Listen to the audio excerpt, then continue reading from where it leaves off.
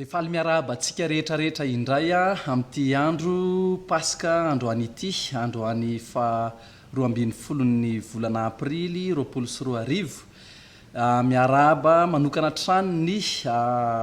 membre rehetrarehetra ny fiangonana Tanasity Analakely. Ary tsy adininay ihany koa ny miarahaba anareo izay miaraka aminay mety maneran-tany mety tsy eto Madagasikara fa ny ivelany ihany koa izay manaraka ny horonan-tsary fitaovam-pivavahana iarahanay fiangonana atao Analakely. Tahaka ny mahazatra moa dia ny fitaovam-pivavahana izay iarahantsika androany dia hira fiderana isika, iaraka hivavaka isika, iaraka hihaino vakiteny ary ny toriteny avy amin'ny alalan'izany teny izay novakiana izany ihany koa. Ary tena hoe manantena hatrany hatrany izahay ary mivavaka hoe azo fahasoavana isika rehetrarehetra amin'ny alalan'ity fanompo-pivavahana izay iarahantsika androany ity. Dia te hanentana antsika hatrany ihany koa ao anatin'ny hira fiderana izay iarahantsika dia ataovy izay mety aminao ao an-trano ianao malalaka ianao, afaka mitsangana ianao, afaka mitehan-tanana ianao, afaka manandran-tanana ianao, afaka tena ataonao izay tena mampalalaka anao anatin'izay. Fa ny zavatra tena hoe manandanja indrindra dia isika tena miara-midera an'Andriamanitra, miompo-po, miompo-tsaina ao anatin'izay. Dia mialohan'ny hanomboantsika hira anankiroa dia tia hamaky hatrany avy ao amin'ny Salamo 7:100 hoe fiantsona antsika tsiraray avy ho amin'ny fiderana an'Andriamanitra. Dia hamaky an'izay salamo izay 7:100 ny andininy voalohany ka hatramin'ny andininy 5 dia vita izay dia hiditra ao anatin'ny hira isika. Salamo 7:100 andininy voalohany ka hatramin'ny 5. Midera any Jehova ry any an-danitra, midera azy any ambony, midera azy ry anjeliny rehetra, midera azy ry miaramilany rehetra, midera azy ry masoandro amam-bolana, midera azy ry kintana mazava rehetra, midera azy ry lanitry ny lanitra ary anareo rano ambonin'ny lanitra. Aoka hiderany anaran'i Jehova ireo fa izy no nandidy dia ary ireo. Dia araka izany salamo izany mihitsy hoe ndao hiaraka hira isika tsiraray avy dia ndao atombontsika amin'reto hira anankiroa mifanesisesy reto. Ny voalohany dia hoe ny tany sy ny lanitra izay hiran'ny pasteur Jocelyn Ranjarisan. Dia fampitohy amin'izay ihany koa dia ny mpanjakan'ny mpanjaka hiran'ny Joseph Tafy. Dia manentana antsika hatrany hatrany tena hoe hiaraka hidera an'Andriamanitra amin'ny fotsika tsiraray avy.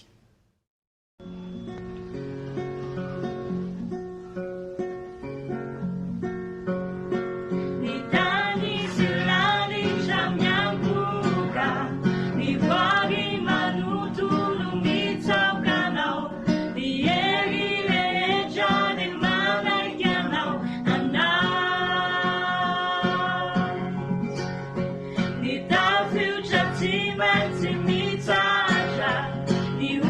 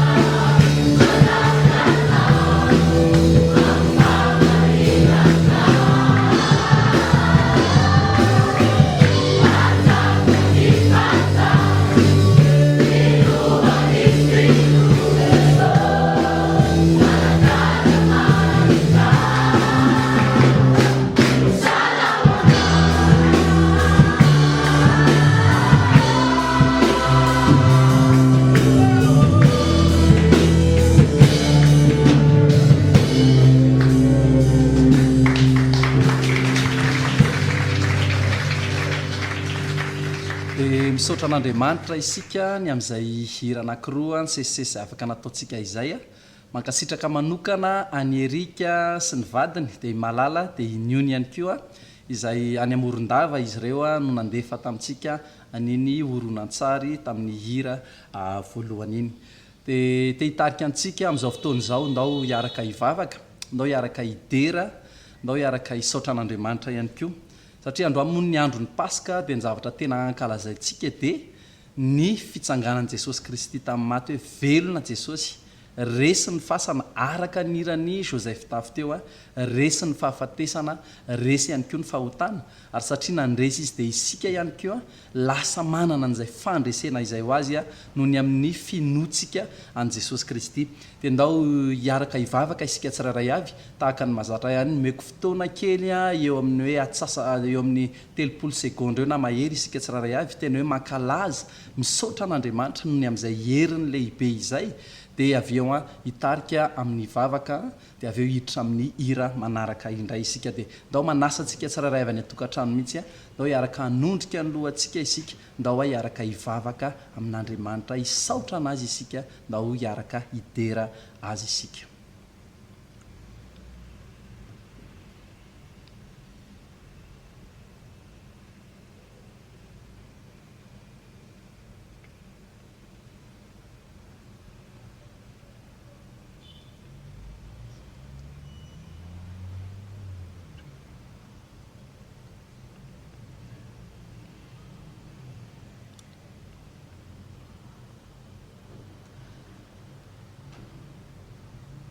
Andriamanitra raha io mankasitraka anao izay noho ny amin'ny fotoana ty fotoana androany ity izay iarahanay hatrany enina dia any amin'ny samy misy anay aza izahay any amin'ny tokantrano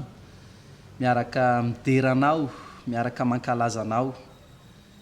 ary indrindra hoe androany no andro fankalazana ny Paska anisany zavatra manandanja lehibe ao anatin'izany dia hoe ny fitsanganan'i Jesosy Kristy tamin'ny maty izay tena hoe zavatra goavana ngeza be ao anatin'ny finoana kristianina ary te hankalazanao izay te hideranao zay Andriamanitra fa mahery ianao tsy natazona anao Jesosy Kristy ny fasana resinao ny fahafatesana resinao ny fahotana ary izahay ihany koa amin'izao amin'izahay izay mino anao dia lasa manana an'izany fandresena izany tsy matahotra ny fahafatesana izahay noho ny aminao enina amin'izao andro ny tena hoe misy an'ity aretina Covid-19 ty ary izahay dia te hankasitraka anao hoe eny amin'ny maha-olona anay dia indraindray zay matahotra ary ny tena ao ambadiky le tahotra dia ny fahafatesana fa nefa mandalo an'izao andro Paska izao ihany koa izahay nefa dia anisan'ny tena fanantenana lehibe ho anay dia hoe nahiatra aminay zany fahafatesana dia eny lalana ho anay izany ahafahanay miditra any amin'ny fiainana mandrakizay miditra any amin'ny fiainana tsara lavitra zay fiainanao aminao nohony amin'ny finoanay anao Jesosy Kristy ilay nandresy an'izany nandresy ny herin'ny ratsy nandresy ny Satana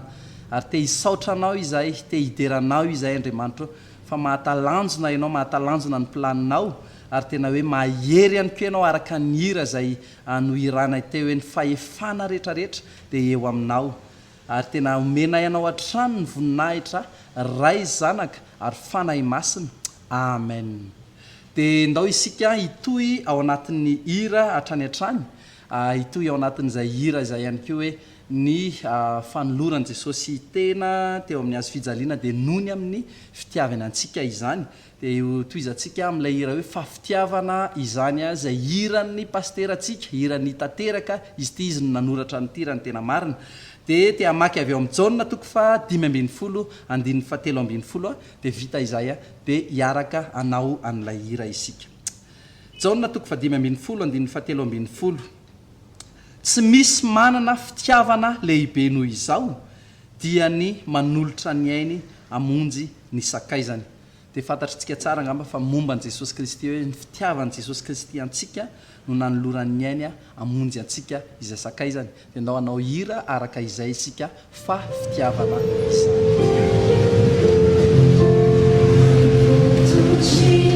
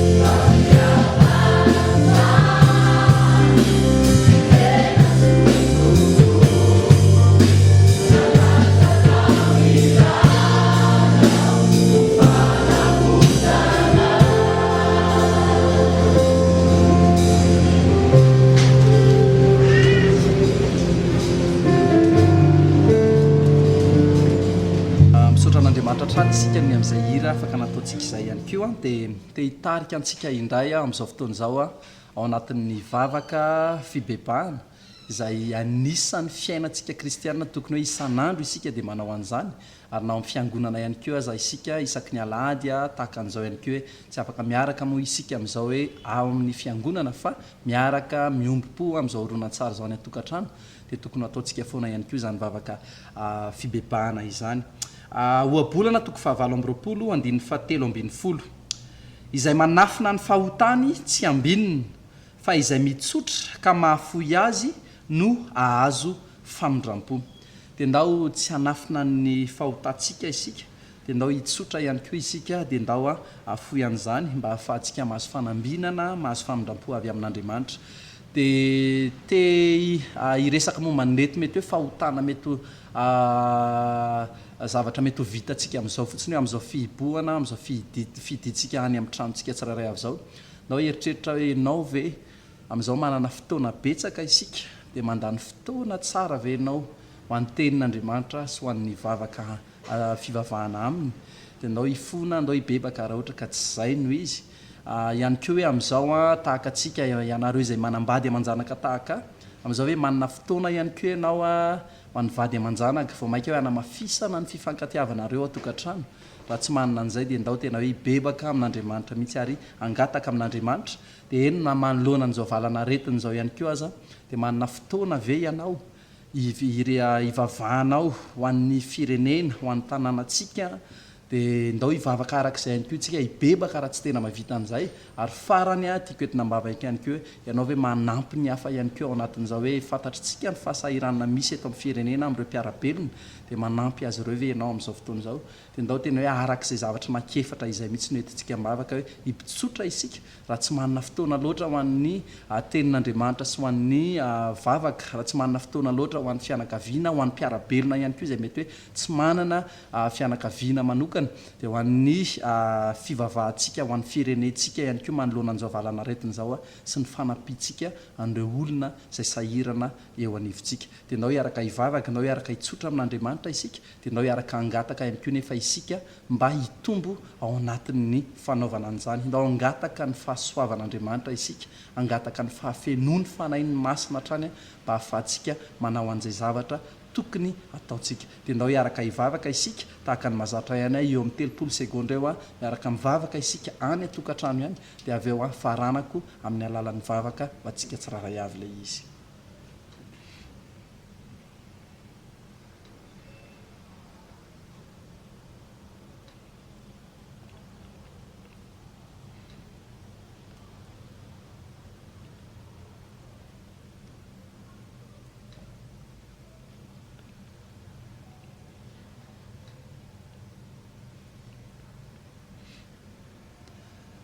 Andriamanitra raha eo manatina anao indray izahay fiangonana manao ny vavaka fifonanay izay ataonay isan'andro isaky ny miaraka ihany koa izahay satria samy mpanota izahay tsiraray avy ary mamindrafo aminay Andriamanitra hoe amin'izao fotoana izao mety mbola variana izahay tsy tena manana fotoana ho an'ny teninao sy ny fivavahana aminao fa mandany fotoananay amin'ny zavatra izay mety tsy dia tena manan-danja dia mamindrafo aminay ny amin'izany tsy manana fotoana ho amin'ny fianakavianay ihany koa izahay hoe mampitombo ny fifankatiavana ohatra hoe ny mpivady sy ny zanaka na ny mpianakavy izay miray trano dia mamindrafo aminay Andriamanitra ary ampio izay hitombo ao anatin'izany manoloana indraindray ihany koa adinonay ny mivavaka ho an'ny firenenay manoloana an'izao valana aretina izao dia mamindrafo aminay tompo tena hoe mifona aminao izahay ary ampitomboy izay hanana hoe ampio izay tena hanana fohatra ny an-trano an'ny firenena ary tsy hanadino hivavaka ho an'ny firenenay ihany koa satria izany no antso anay kristianina hatrany an-trano hoe hikatsaka ny fiadanan'ny tanàna firenena izay nametrahanao anay ary manoloana an'ireo izay sahirana ihany koa Andriamanitra dia ampio hatrany an-trano izahay hanome ho azy reny ary mamindrafo aminay ny amin'ny indraindray fahihiranay ny tsy fahalalan-tanana izay misy eo aminay dia ny akoatran'izany Andriamanitra ny mety fahotanay tsiraray avy fisambatan'olona dia mangataka hatrany an-trano eo ka ianao no anadio anay ho afaka amin'izany hoe amin'izany tsy fahamarinana rehetrarehetra izany, ary mankasitraka anao hatrany an-trany ihany koa izahay misaotra ny amin'ny teninao izay miteny aminay fa tena mamela ny elokay marina ianao Andriamanitra ray ao amin'ny Kristy Jesosy. Dia misaotra anao noho ny amin'izany. Amen. Dia ndao isika hitoy ao anatin'ny hira farany izay iarahantsika, dia hira momba ny hoe resin'i Jesosy Kristy ny fahafatesany, dia ilay hira hoe efa resy izao. Dia amaky avy eo amin'ny Korintiana toko voalohany 5:5, dia manomboka amin'ny 5:5 ka hatramin'ny 7:10, dia hiaraka anao an'izay hira izay isika. Korintiana voalohany toko 5:5, 5:10 ka hatramin'ny 7:10. Ry fahafatesanao, aiza ny fandresenao? Ry fahafatesanao, aiza ny fanindronanao? Fa ny ota no fanindrona ny fahafatesana, ary ny lalàna no herin'ny ota. Fa isaorana ny Andriamanitra izay manome antsika ny fandresena amin'ny alalan'ny Jesosy Kristy tompontsika. Toa dia hiaraka hira isika an'ilay hira hoe efa resy izao.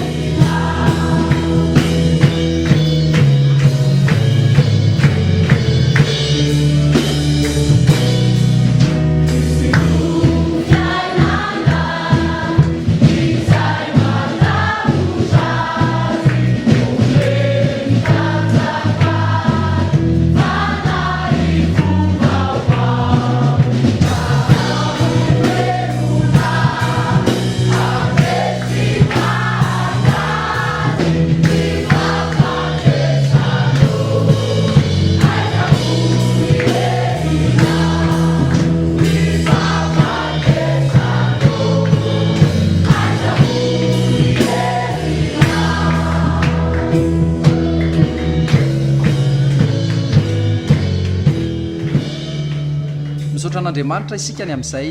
niarahantsika ny hira sy niarahantsika ny vavaka teo a dia hiditra amin'ny filazana fohifohy fotsiny isika te hampirisika antsika hatrany hatrany ao anatin'ny fanaovana ny vaky-tenitsika ny hatrano araka ny efa vavaka nataontsika teo sy ny zavatra iarahana malala moa dia hoe tena manana fotoana betsaka isika amin'izao de andao tena hoe anao an'izay vakiteny izay ampamatorana mihitsy isika tsiraray avy a de ny vakitentsika amin'ity herinandro ity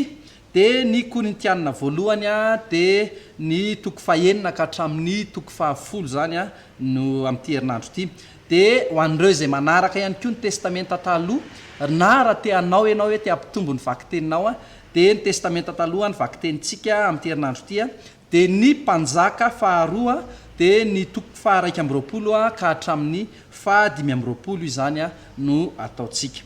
de ny fanomezana ihany koa araky ny efa nilazaina tamin'ny herinandro de afaka ataonareo hatrany hatrany raha mbola tsy nanao an'izany raha mbola maniry anao an'izany a de amin'ny alalan'ny mivola no afaka anaovantsika an'le izy a de reto a misy numéro anankiroa de efa soratana eo amin'ny écran eo ihany moa le izy fa aloha hotononika ihany le izy 034 25 337 87 034 25 337 87 sy ny 034 41 063 39 034 41 063 39 de izy ireo moa de ny miora sy amin'ny tanteraka de afaka asianareo fotsiny a raha ohatra ka le fanomezana momba ny sosialy zay efa nanentanana antsika tamin'ny heriny sy tamin'ny tapabolana de afaka asianareo a ao amin'ny soratra avy eo ny amin'le mivola alefa hoe asa sosialy na raha afaka miantso an'zareo ihany koa ianareo a rehefa avy mandefa an'le izy a de afaka manazava bebe kokoa hoe ny ampahan'zao a lefa fanomezana ho an'ny ao amin'ny fiangonana ny ampahan'zao a fanomezana ho an'ny asa sosialy de ndao aza isika anaraka fandaharana ho an'ny ankizy kely amin'izao fotoana izao fa tsy zany nefa tsy manakatsy hoe andezany tsika olondehibe fa ndao iaraka anaraka iombona iaraka amin'zareo hatrany hatrany fa indrindra natao an'ny ankizy a ity fandaharana manaraka ity de vita izay a de ampidiritsika i Clément ao anatin'ny vakiteny fa le fandaharana ho an'ny ankizy kely a de Itsaela no anao a izany. Salama daholo ny ankizy io antenaiko fa salaminareo any a matanjaka tsara androany alahady fa 12 ny volana avril de faly afaka miaraka aminareo amin'ny alalan'izao vidéo ataonay izao a iarahantsika rehetra mijery zao de asa rakizy raha tadidinareo tamintsika mbola niaraka taty am-piangonana nianatra tsika nisy fotoana momba ny hoe Andriamanitra nahary an'izao rehetrarehetra izao nahary ny lanitra nahary ny tany ny masoandro de nahary koa izy avy eo ninona moa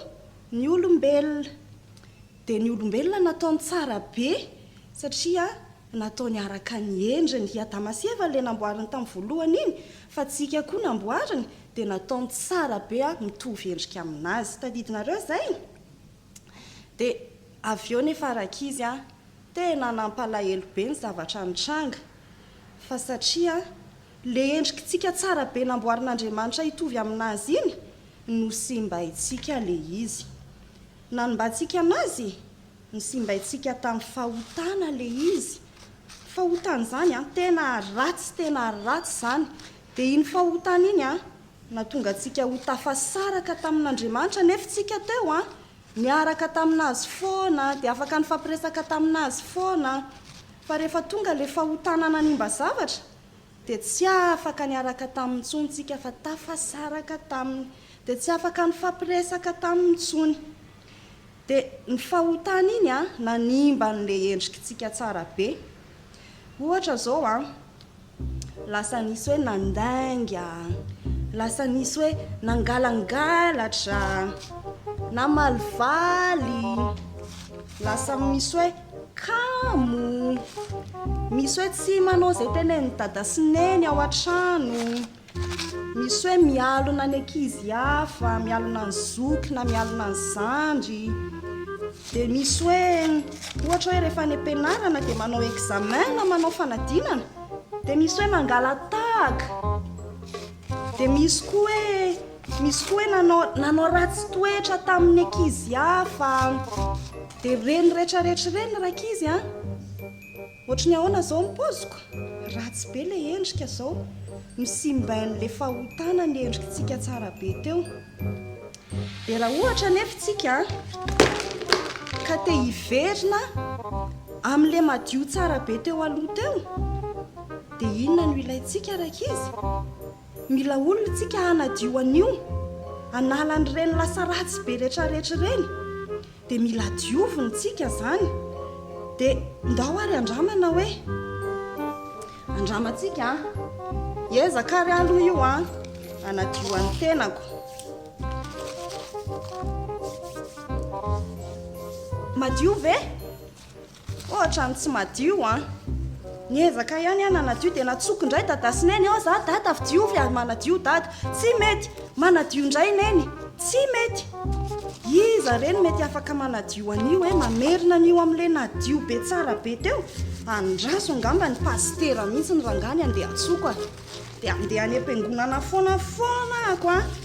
dia teneniko izy anadio anahy diovy pastera dio pastera mety ve tsy mety rakizy tsika rehetrarehetra tsinona mitovy daholy na idada na ineny na olona hafa na pastera na itsika tsisy mavita manadio ny tenantsika izany satria samy maloto tanana daholy tsika rehetrarehetra ohatra izao tsika maloto be ohatran'izao na lehibe na kely dia noho izany mila olona hafa tsika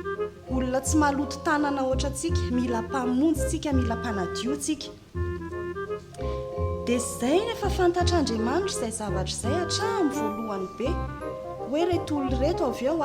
mila olona hanadio anazy dia efa nomaniny Jesosy zanany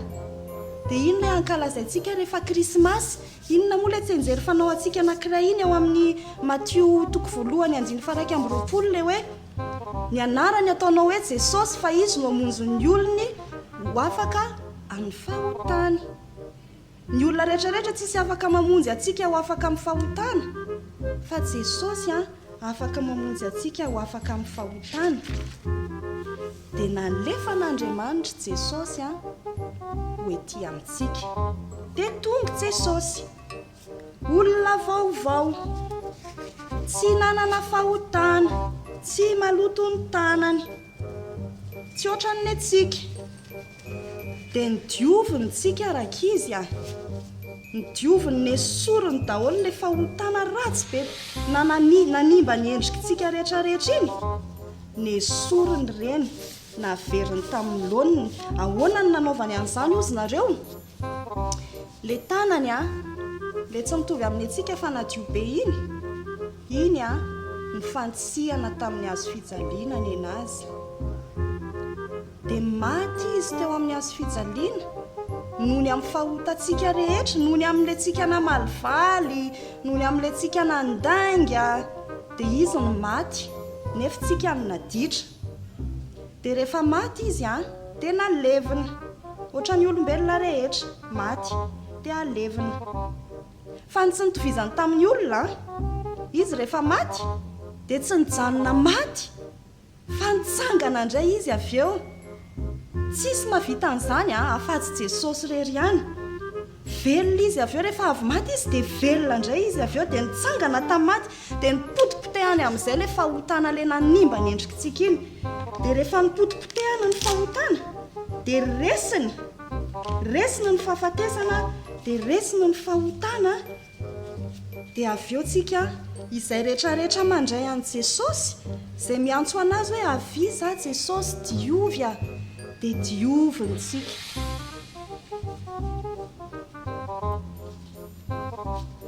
amin'ny tanan'ilay avy ny fantsihana tamin'ny hazo fijaliana iny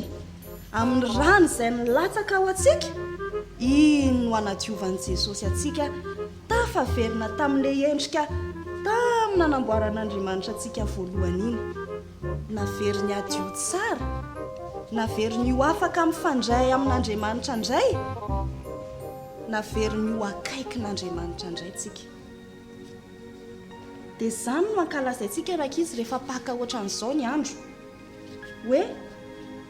Jesosy na dia maty azy izy teo hamonjy atsika izy tsy nijanona maty fa nitsangana tamin'ny maty avy eo rehefa paka ohatran'izao dia izay nitsarovantsika hoe nitsangana tamin'ny maty Jesosy mba handresy ny fahotantsika mba hahatonga antsika ho mpinamana amin'Andriamanitra indray dia izao ary raha nieny tsara na nareo teo a dia raha ohatra nareo ka manaiky hoe jesosy afaka manadio atsika dia ataovy ary zao vavaka izao a hivavaka a dia manao pause kely a dia averinareo ilay izy any an-trano raha manaiky an'izay nareo raha manaiky nareo hoe hodiovin'i jesosy koa nareo dia hiaraka anao an'izao vavaka izao tsika ary Andriamanitra ao misaotra anao zahay fa Andriamanitra tia anay ianao tsy namela anay anaty fahotany ianao fa nalefanao Jesosy amonjy anay anadio anay ahatonga anay hompinamana aminao dia manaiky zahay hoe tena maloto manaiky zahay hoe tena mpanota dia mila anao zahay Jesosy ho mpamonjy anay manaiky androany Jesosy niandray anao ho mpanadio anahy ho mpamonjy anahy amerina ho mpinamana amin'Andriamanitra amen dia izay rakizy ny fotoanantsika androany a amin'ny herindray angamba mety mbola isy vidéo indray a hiarahantsika manao veloma miarabantsika rehetra tratry ny paska amin'ity alahady ity ny vaky tentsika androany a dia eo amin'ny Korintianina voalohany toko 5:10 andininy voalohany ka hatramin'ny 19 ary ampahafantariko anareo ry rahalahy ny filazantsara izay nitoriko taminareo sy nyraisinareo sady iorenanareo izay namonjenanareo koa raha tananareo tsara arak'izay tena notoriko taminareo raha tsy niny foana ianareo fa natolotra anareo ho isan'ny zavatra voalohany indrindra ilay noraisiko dia izao Kristy maty noho ny fahotantsika araka ny soratra masina dia nalevina ary natsangana tamin'ny andro fahatelo araka ny soratra masina ary niseho tamin'ny Kefasy izy dia vao tamin'ny 12 lahy koa rehefa afaka izany dia niseho tamin'ny rahalahy sy omby 500 izy ny akamaroan'ireo dia mbola velona mandraka ankehitriny fa ny sasany efa nodimandry rehefa afaka izany dia niseho tamin'ny Jakôby izy dia tamin'ny apôstôly rehetra ary faran'izy rehetra izaho izay toy ny tsy tonga volana aza dia mba nisehony koa dia faly-miarabantsika tsiraray avindray a indrindraindrindra isika ato amin'ny fiangonana Tana City Centre na Lakely tena hoe araka ny na afatra na amin'ny Facebook nataony sasany tamintsika tena zay mitsy hoe malahelo ny mifanatry tava amintsika tsiraray avy kanefa noho ny zava-mitranga manerana n'izao tontolo izao eto amin'ny firenentsika ihany koa dia mbola amin'ny alalan'ny horonan-tsary tahaka izao hatrany no anaovantsika ny fanompom-pivavahana ary misaotra azy ihany koa nefa isika manana fahafahana tahaka an'izao mankasitraka ihany koa ny Clément zay nanao ny vaky teny tamintsika Korintianina voalohany toko 5:10 andininy voalohany ka hatramin'ny 19 ary amin'ny maha hoe lahadin'ny paska moa ny ankalazaintsika ary mazava ho azy tsy hoe androany ihany isika ny tokony ankalazany zany hoe fahaveloman'i Kristy nitsanganan'i Kristy tamin'ny maty zany fa eo amin'ny androm-piainantsika manontolo izany ny antony ray amin'ireo hoe niova amin'ny andro alahady andro voalohany anatin'ny herinandro ny fankalazana an'Andriamanitra dia ny fotoana iombonantsika rahantsika mivavaka dia izay hoe velona Kristy ny andro izay nitsanganany tamin'ny maty dia manisantsindritsika manokana ihany koa nefa zany afatra zany amin'ny lahady paska tahaka an'izao avy amin'io andalatsoratra masina io misy zavatra anankitelo izay tiako ampatsiahivina atsika ampaherezana atsika ihany koa nefa ny manoloana ny filazany tsara an'Andriamanitra ary ngamba ao atsika izay nanaraka tsara mivaky teny dia ny firesaky Paoly eto rehefa nanolotra ny amin'ny filazantsara izy eo amin'ny andininy 7 dia hoe natolotra anareo ho isan'ny zavatra voalohany indrindra ilain'ny raisiko zany hoe natolotra anareo isan'ny zavatra voalohany indrindra hoe zava-dehibe indrindra amin'ny teny frantsay hoe zavatra important indrindra natolotry Paoly ho an'ity fiangonana tany Korinto ity zay hitantsika fiangonana zay hoe olona mpanota fa kosa novonjen'Andriamanitra. Ary raha io fomba fitenin'ny Paoly io dia mitovy endrika ihany amin'ilay amin'ny Korintianina voalohany toko faharoa ny andininy faharoa izy zay raha tsy diso dia ilay manao hoe fa ny tsy halala afa-tsy Jesosy Kristy indrindra fa izy voaombo ao amin'ny hazo fijaliana. Zany hoe ny fifantohana na ny zavatra lehibe indrindra natolotry Paoly azy reto dia tsy iza fa i Jesosy Kristy. Ny filazantsara ny Jesosy Kristy ary ny tena izy ny filazantsara na ny vaovao mafaly dia tsy vaovao mafaly tsy filazantsara raha toka tsy Jesosy natolotry rany satria izy lay vahaolana tokana ny amin'ny olantsika zanak'olombelona. Ary misy zavatra telo reto zay ao anatiny zany antsony hoe filazantsara zany raha ito Korintianina voalohany toko 15 ito dia be da be ny zavatra resahan'ny filazantsara zay hoe ny filazantsara tsy fotsiny hoe namonjena antsika io, tsy hoe vavahady ny idirana fotsiny fa io ny vavahady ny idirana, io ihany koa nefa ny lalana, io ihany koa nefa no amonjena antsika hatramin'ny farany. Zany rehetrarehetra zany anatin'ny filazantsara avokoa. Ary telo anatin'izay fotsiny no tiako jerentsika ampaherezana antsika, ampiorenana antsika indray ao anatin'ity Korintianina voalohany toko 15 andiny voalohany ka hatramin'ny 19 ity. Ny ray voalohany ngamba dia zao hoe ny filazantsara zay mirakitra ny fiainan'i Kristy. Zany hoe ny filazantsara mirakitra ny fiainan'i Kristy dia hoe mandriamanitra azy ny nahatongavany nofo ny amin'ny totonga olona izy ny aina fiainana tsy nisy ota dia avy eo nefa maty no fahotantsika teo ambony hazo fijaliana, maty izy dia nalevina dia nitsangana tamin'ny maty tamin'ny andro fahatelo. Amin'izao fotoan'izao izy dia eo an-tanana ankavanan'Andriamanitra ray manjaka amin'izao rehetra izao. Zany ao anatin'ny filazantsara avokoa. Dia ny ray voalohany hitantsika dia hoe tantara tena nitrangana hoe marina ara-tantara izany.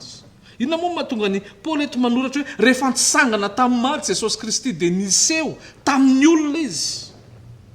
Ary anisany eto amin'ity andalany ny tokisika ny mahita an'ilay hoe niseho tamin'ny olona tokony ho eo amin'ny 500 eo. Niseho Jesosy Kristy rehefa hoe hitany olona izao izy, hitany mponina tao Jerusalema izy nomboana, novonoina, maty teo ambonin'ny hazo fijaliana, nalevony zany Jesosy zany. Nefa eto ihany koa Paoly dia manambara ny fitsanganany tamin'ny maty, ny nandreseny ny fahafatesana ary nanambarany hoe niseho tamin'ny olona maro samihafa izy. Renina mpanao tantara zany afaka mamaky tsika tondry Josephus, mpanao tantara hafa teo amin'ny Jiosy zay mandrakitra tsy nino an Jesosy izy ireo mandriamanitra azy fa nino ny fisiany Jesosy teo amin'ny tantara. Ary zany hoe nisy olona teo amin'ny 500 teo nahita maso an'izany hoe lehilahy anankiray maty fa nitsangana tamin'ny maty. Ary zava-dehibe ho antsika kristianina ny mahalala an'izany. Eny averiko foana io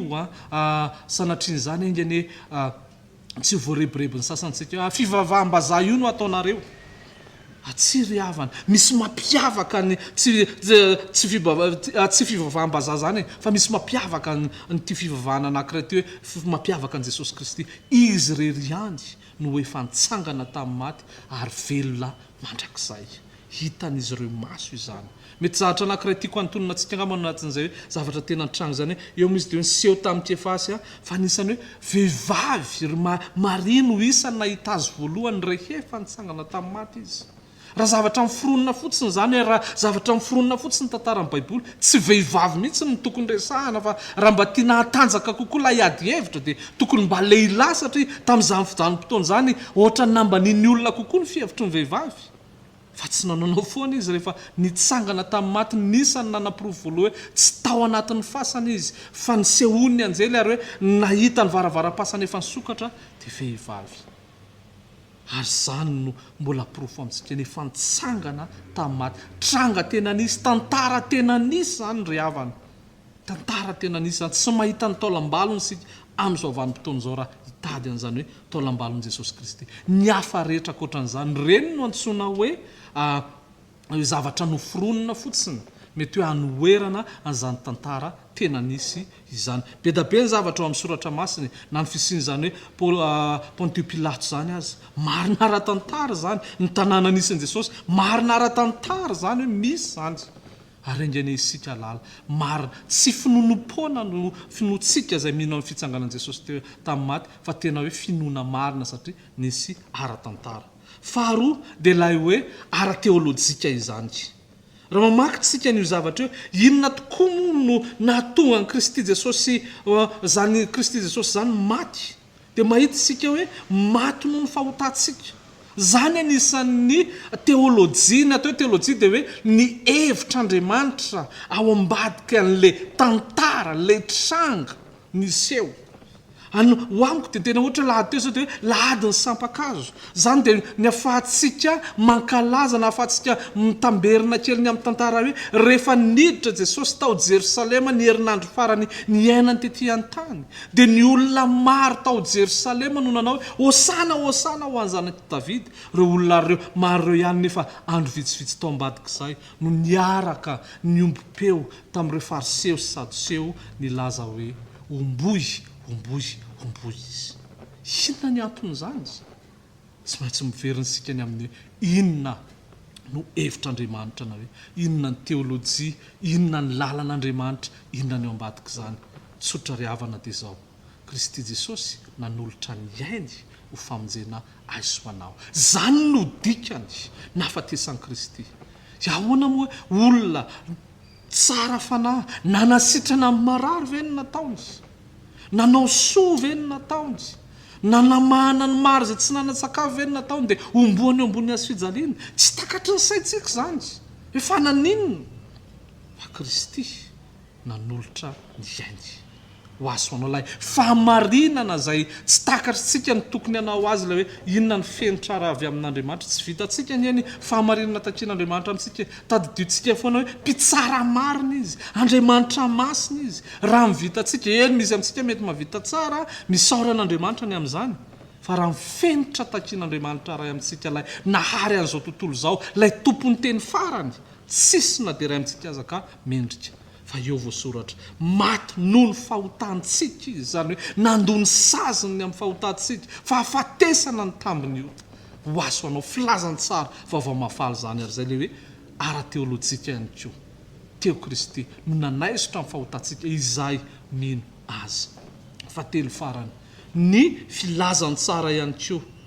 ary ambaran'i Kristy Jesosy ny fiainan'izany dia ara-tsoratra masina. Imbetsaka no miverina eo araka ny tenin'ny Paoly 1:7. Fa natolotra anareo ho isan'ny zavatra voalohany indrindra ilay niraisiko dia izao: Kristy maty noho ny fahotantsika araka ny soratra masina dia nalevina ary natsangana tamin'ny andro fahatelo araka ny soratra masina ary niseho tamin'ny Kefasy izy dia vao tamin'ny 12 lahy ny koa. Miverimberina ao anatin'izay teny izay le hoe araka ny soratra masina, araka ny soratra masina. Ary zany ry havana, inona moa no tiako atongavana hoe ilay araka ny soratra masina eto dia mifaneketsika ny dikan'izany soratra masina izany dia ny hoe araka n'ilay tenin'Andriamanitra izay tsy mandainy, ilay ny teny dia mahatanteraka ny zavatra lazainy, ilay ny teny dia mahatanteraka ny zavatra ambarany, maneho ny fahefany zany. Zany hoe Kristy Jesosy tsy hoe nandeha fotsiny amin'izao dia hoe nandeha tsy zavatra voahevitra, fa efa ilay planin'Andriamanitra hatramin'ny voalohany araka ny filazany tsarany. Eo isika dia mahita hoe ho avy tokoa Kristy ho tonga toy ny olona haka ny endritsika, maty noho ny fahotantsika izy avy eo araka ny soratra masina, nalevina izy ary natsangana tamin'ny andro fahatelo araka ny soratra masina. Zany milohan'ny natongavan'io trano io dia efa niresahan'ny soratra masina zany, efa voasoratra any amin'ny Salamo zany hoe tsy maintsy hijalian'i Kristy zany, voasoratra tany amin'ny Isaia izany, ny tandindo ny soratra masina ray manontolo. Ny Hebreo dia manazava tsara mihitsy ny amin'ireo hoe alky ny zavatra ho avy ireny. Hitantsika ny amin'ny rafitry ny fanatitra ny amin'ny zavatra nitranga teo amin'ny fanompom-pivavahana amin'ny hitantsika teo amin'ny fanekena taloha, alko ny zavatra ny ho avy ireny. Fa Kristy Jesosy lay tenany, lay tena izy, lay tenany tena izy amin'ny hitantsika teo amin'ny fiainany. Ary zany hoe tondrony soratra masina Kristy, maneho fa izy lay tena izy lay vaovao mafaly ho azy ho anao, izy no ara-tsoratra masina. Ary amaranako an'izay ara-tsoratra masina izay mbola tsy takatry ny saiko ry havana ny amin'ny fomba nanomezan'i Kristy Jesosy ny fahefan'ny soratra masina teo amin'ny fiainana. Rehefa nitsangana tamin'ny maty izy, niona tamin'ireo amin'ny Luka 7:20 zao tantara zao rehefa niseho tamin'ireo roalahy teny an-dalana ho any Emaosy, dia izy zao no miresaka amin'ireo roalahy reo, dia niprofo nanehoany fa velona ary tsy maintsy iainana zany rehetrarehetra zany izy hijaly no fahotantsika, dia ho alevina izy dia avy eo izy hitsangana amin'ny maty, dia niprofo nasehony ry havana izy no miresaka amin'ireo roalahy reo dia tsy hoe jere io fa zako ty velona ty, fa inona ny teneny nanomboka izy namaky ny bokin'ny Mosesy, ny salamo sy ny mpaminany, nanambarana inona soratra masina rehetra zay manino milaza azy. Ary indray hitantsika zava-dehibe ho aso anao ny mino ny tenin'Andriamanitra ny soratra masina. Rehefa ny teny Andriamanitra izao ny tranga amatsy famonjenao atsika izy amin'ny lalan'ny fahafatesan'i Kristy, tamin'ny lalan'izany nandraisantsika famelan-keloka, dia nitanterahan' zany tao amin'ny Kristy Jesosy. Ary zany ny vaovao mafaly ho aso anao, tsy maty no fahotantsika fotsiny ihany izy, fa nitsangana tamin'ny maty tamin'ny andro fahatelo. Ary velona izy, tsy manompo Andriamanitra maty isika, fa manompo Andriamanitra velona. Velona Jesosy Kristy izay tompontsika. Ary engano hitantsika tsirairay io finoantsika an' Jesosy io ry havana, zany vaovao mafaly, zany filazantsara zany ry ho antsika mpivavaka atao amin'ny tanà City Centre Analakely, ho antsika izay mpivavaka hafa ihany koa mety manaraka an'izao. Tsy manompo Andriamanitra maty isika, fa manompo Andriamanitra velona. Tsy miniminy foana isika, fa tantara tena nitranga. Ary misy dikan'izany rehetrarehetra zany, dia nafatesan'ilay marina teo ambony hazo fijaliana, dia ho aso anao ho famelana ny helokontsika. Averiko ihany Jesosy Kristy, ny filazantsara ny Kristy voalohany indrindra, marina ara-tantara zany, tena nitsangana tamin'ny maty tokoa izy, betsaka ny nahita azy rehefa nitsangana tamin'ny maty izy. Faharoa, misy dikany ara-teolojika zany na hoe fihevitr'Andriamanitra ambadika zany, dia zao hoe izaho sy anao tsy afaka ny anana fihavanana amin'Andriamanitra velively, fa izy lay nateraka Maria Virjiny, niaina fiainana tsy nisy ota, maty teo ambony hazo fijaliana no fahotantsika ary tsangana tamin'ny maty tamin'ny andro fahatelo. Zany dia nataony ho inona? Fandoavana ny saran'ny fahotako za sy anao zay tsy afaka anonotra izany naoviana naoviana. Fahatelo, marina ara-tsoratra masina zany, dikan'izany dia tsotra hoe Andriamanitra no efa nihevitra an'izany hatramin'ny voalohany. Andriamanitra ny ao ambadika zany, ary Kristy Jesosy izy tenany no nahatanteraka izany izay niteneniny tsy maintsy hifaina. Ary isika amin'izao fotoana izao dia ao aorianan'izany vanim-potoana zany hoe teny hoe nitanterahany tokoa ilay teny fikasana nampanantenainy aisanao, nampanantenainy nireo ny tao ambany fanekena vaovao. Ary zao sy anao no anisany mandova an'izany hoe marina tokoa ara-tsoratra masina izany. Ary ingany izany hitondra faherezana ho aso anao anatin'izao vanim-potoana izao hoe mbola hijery bebe kokoa an' Jesosy Kristy, lay tompo finoantsika Jesosy Kristy, lay mpanatanteraka mahefa ny finoantsika tsiraray avy, dia samy mahery ao amin'ny Kristy Jesosy isika. Andao hiazona azy, andao hivavaka aminy, andao hanompo azy, andao hanao zay tiany, andao maky ny teniny, andao anaraka ny sitrapony hatrany hatrany isika tsiraray avy, fa tsy maty antoka isika. Velona Jesosy Kristy izay tompontsika, dia samy tahin'Andriamanitra isika tsiraray avy anatin'izay. Dia alao hivavaka ako dia aorianan'izay dia hanao ny fandaharana ihany isika. Andriamanitra raha eo misaotra anao zay ny amin'ny fotoana nafahana namaky ny teninao ary nizara ny teninao indray, miresaka ny amin'ny vaovao mafaly, miresaka ny amin'ny filazantsara izahay, dia misaotra anao satria tsy finonom-pony zany finoana izany, tsy hoe zavatra tsisy dikany ihany koa zany, fa famelana ny elokay zay tsy voavahan'ny olombelona izany, ary eny hevitra ao hatramin'ny voalohany izany. Dia misaotra anao zay raha aoka ny fanainao masina indray no anatanjaka amin'ny finoana isa-tokantrano amin'izao fotoana izao. Dia aoka ianao Jesosy no ivo ny finoana ianao tokoa ilay teny resahany Paoly apôstôly hoe zavatra voalohany indrindra na zava-dehibe indrindra dia ianao Jesosy. Aoka izany no zava-dehibe indrindra amin'ny fiainanay dia ny finoana anao Jesosy, ny fahalalana anao Jesosy, ary velona ianao. Misaotra ray malalo amin'ny anaran'i Jesosy Kristy Tompo. Amen. Dia saorantsika n'Andriamanitra izay fotoana nafahantsika ny tenin'Andriamanitra izay, dia alao hamakytsika maranantsika an'izao fanompom-pivavahana rahantsika amin'ny oronan-tsara zao avy eo amin'ny Apokalipsy toko voalohany manomboka amin'ny 9:12 sy 9:20 no tiako atao sady tsodrano antsika nefa fanekepinoana ananatsika ihany koa. Dia ao aorianan'izay dia andao iarahantsika manao lay vavaka nampianarin'ny Tompo izany. apokalipsy toko voalohany ny 17 sy 17 ary raha nahita azy aho i jaona apôstôly no miteny eto a dia lavy ny ankohoka tahaka ny maty teo anoloany tongony fa izy nanendry ahy tamin'ny tanany ankavanana ka nanao hoe aza matahotra izao ny voalohany sy farany ilay velona efa maty aho nefa indro velona mandrakizay sady manana ny fanalahidiny fahafatesana sy ny fiainatsita ary zanyilay jesosy tompontsika aza matahotra isika tsiraray avy no raha tsika manao lay vavaka nampianarin'ny tompo izany rainay zay ny an-danitra ao masinina ny anaranao ho tonga ny fanjakanao atao any ny sitraponao ety atany tahaka ny any an-danitra meo anay an'io zay anasaza ao anay ary mamelany elokay tahaka ny namelanay zay meloka taminay ary aza mitondra anay amin'ny fakapanahy fa manafahanay amin'ny ratsy fa anao ny fanjakana sy ny hery ary mivoninahitra mandrakizay amen dia soratsika an'Andriamanitra zay dia tahaka ny tamin'ny tapabolana ny teny hoe ao ambany ao ny dite sy ny kafe dia najanona izy androany satria tsisy naka tamin'ny tapabolana samy tahin'Andriamanitra isika tsiraray avy